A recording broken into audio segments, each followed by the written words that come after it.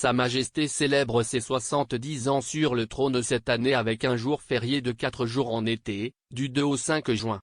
Il est prévu que Harry, son épouse Meghan Markle et leurs 2 enfants puissent profiter de cette occasion pour se réunir avec la famille royale, que la duchesse n'a pas vue depuis 2 ans.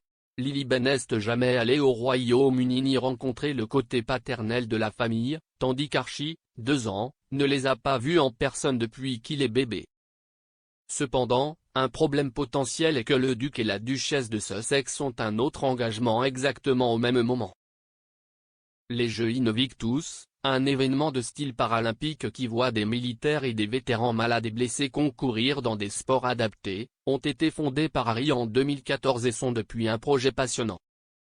Malheureusement, les Jeux de 2020 à La Haye ont dû être reportés et reprogrammés 2 fois en raison de la pandémie de coronavirus.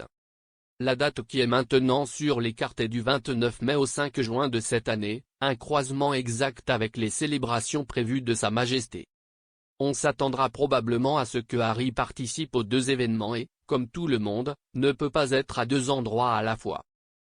Cela dit, les Pays-Bas et le Royaume-Uni ne sont pas trop éloignés l'un de l'autre.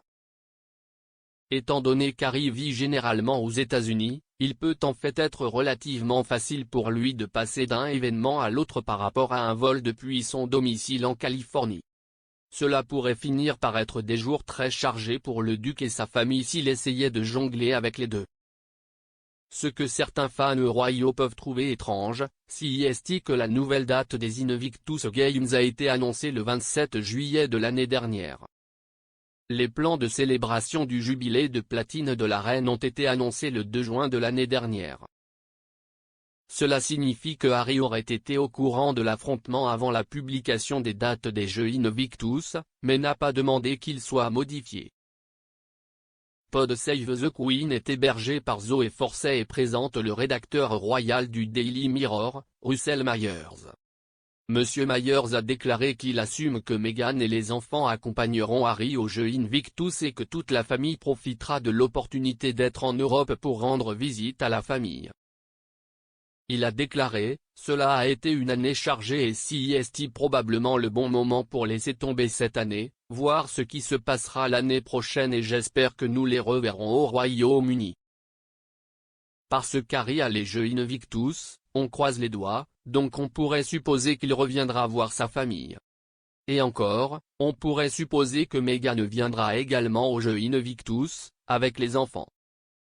Donc, je pense que c'est probablement un pari juste de dire que nous pourrions les voir au printemps de l'année prochaine, mais qui sait? Peut-être, alors, même si Harry n'est pas en mesure d'assister aux célébrations du jubilé, il pourrait venir au Royaume-Uni avant ou après juste pour rattraper sa famille et lui présenter le petit Lilibet. De plus, il est toujours possible qu'aucun des 2 événements n'ait lieu.